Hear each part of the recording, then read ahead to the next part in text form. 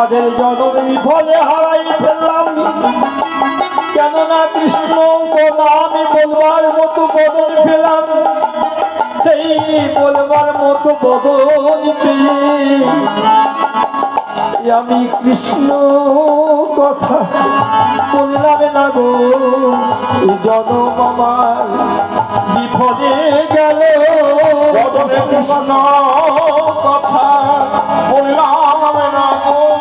জনম আমার বিফলে গেল, কৃষ্ণ কথা বললাম না গো।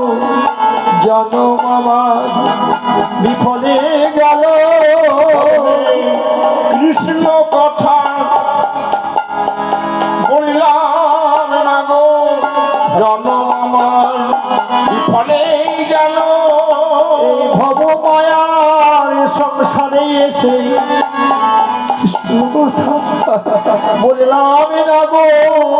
এই ভব মায়ার সংসারে এসে এখন আমার গতি কি বা হবে? বদলে কথা বললাম না গো। গতি কি বা হবে? বদলে কৃষ্ণ কথা বললাম না গো। গতি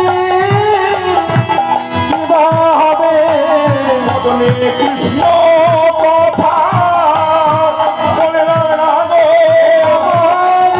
গতি কি বা হবে? কৃষ্ণ কথা বললাম না গো।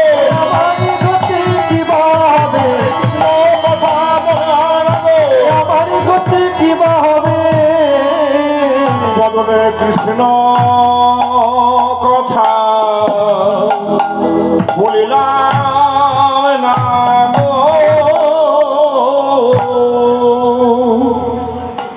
অনাদিকাল কৃষ্ণ বহির্মুখ জীবের বদন দর্শন করলেন নরোত্তম দাস ঠাকুর। তিনি বললেন, কৃষ্ণ ভজনের জন্ম পেয়েছ, কৃষ্ণ ভজনে যখন জন্ম পেয়েছ, কৃষ্ণ ভজনে করা নাই বা হলো, কৃষ্ণ কথা নাই বা হলো, তাতে তো তোমাদের কোনো ক্ষতি নাই। তবে তোমরা কৃষ্ণ ভজন হলো না বলে মনে দুঃখ করিও না। তোমরা ভজ আমার নিতাই ভজ, ভজে আমার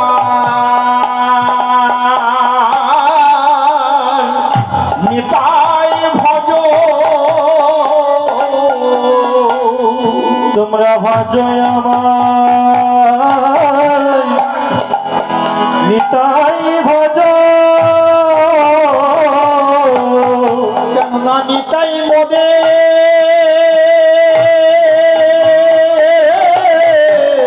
হৃদয়ের সর্বস্ব। তোমরা ভজ আমার নিতাই ভজ। আরে নিতাই মোদে